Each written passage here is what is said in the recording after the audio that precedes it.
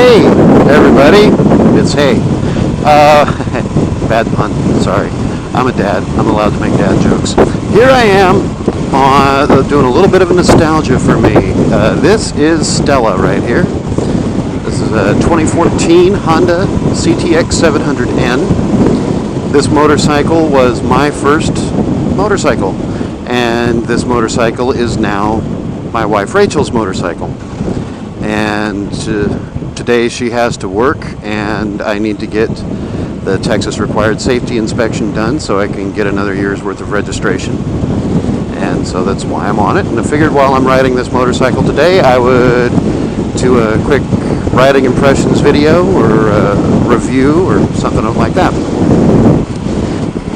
A little over a year ago, I got really interested in getting a motorcycle and getting a bike and getting out on the road. So I started doing research on lots of different motorcycles. I was looking for stuff that wasn't going to cost too much, but I also knew that I didn't want to start with something with a really big engine, but I also knew that me being 6'2" and a little over 260 pounds, I didn't want to start on a little baby 250 either, because I would look like a circus bear riding that motorcycle. So I started looking around and reading blogs about best beginner bikes and all of that, and there's this one article that mentioned the Honda CTX700ND and recommended it as a beginner motorcycle because of the automatic transmission that was available. So I watched a few videos and saw how the automatic worked and figured, well, man, that's going to be, no harder than riding a scooter, and I've done that before. And, that way I don't have to learn how to shift. And then I started doing more research and took my MSF class and decided that I really liked shifting and I would eventually want to move into a different motorcycle, and being able to use the manual transmission would be good. So I started looking around at other motorcycles. I considered a Harley-Davidson Street 750, which was too small for me, Kawasaki Vulcan S. So I really liked that one. In hindsight, that one probably would have been small, even with the ErgoFit that it's got. And at the time, Indian didn't make the Scout 60, they just did the Scout, and the Scout by itself was out of my budget at the time. So I started looking at used Harley-Davidson Sportsters and Sportster 1200s so that I could get the forward pegs. But the fact that this motorcycle, this Honda right here, comes in just a couple of pounds under 500 pounds, and could get fuel mileage. I've gotten fuel mileage as good as 65 miles per gallon on this thing. I really liked that idea. And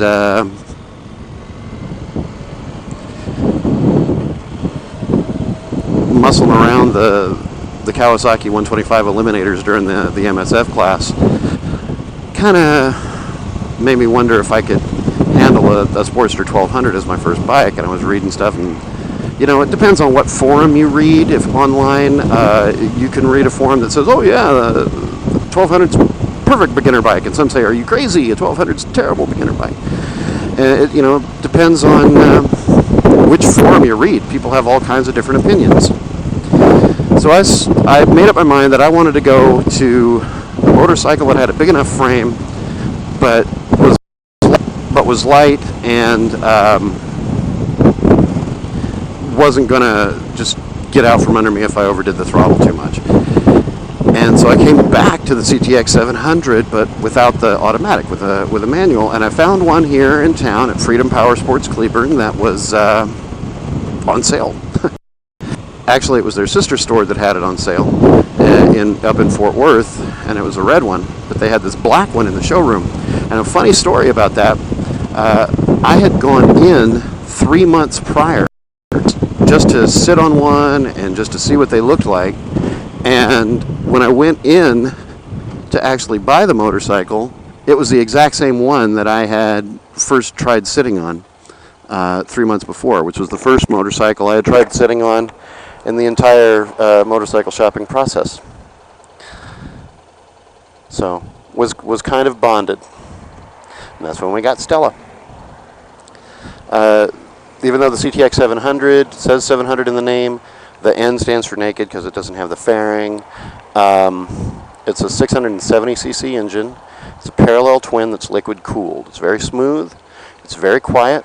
It gives you a nice satisfying clunk when you go into gear, but the transmission is smooth. The clunk is more auditory than anything else. Lets you know that you got the gear.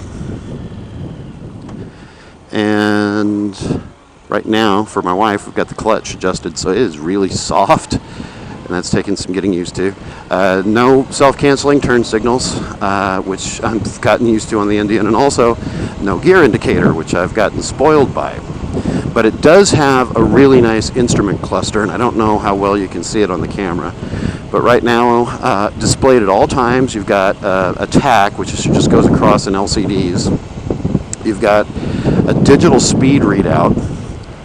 You have a fuel gauge that gives you 5 little LCD pips going up and down, and I usually never let it get below 2. You've got a clock, and then your odometer, which tells you your total miles, and it has 2 different trips. When I got this motorcycle, it had 34 miles on it. When I stopped riding her, it had around 3,900, and that's when Rachel took over. And there were some times that I would ferry this bike down to the parking lot at our local high school so that she could get some drills before she really started putting miles on it. But it's got a little over 5,000 miles on it now, so she's got 1,000 miles on this one. And for the reason that I got this motorcycle, it was perfect. It's very friendly, is how I would call it. It's good for someone who's brand new. And riding it now after a few months and another 5,000 miles that I've put on the Scout, it's a motorcycle that's still fun to ride. So it doesn't have to be only for beginners. It's got a very comfortable seat. Has even though it doesn't look like your standard garden variety cruiser, Honda classifies this as a cruiser, but to most motorcyclists, they'll look at it and say it looks like a standard. They say it looks a little like a newer version of a Nighthawk.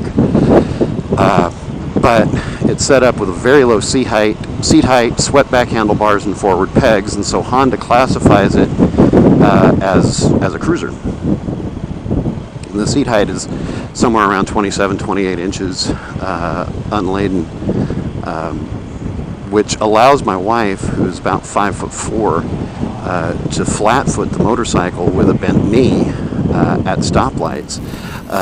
She doesn't like the big teardrop gas tanks that most other bigger cruisers have. About the only cruiser she can sit on that she's fine with is my Scout, but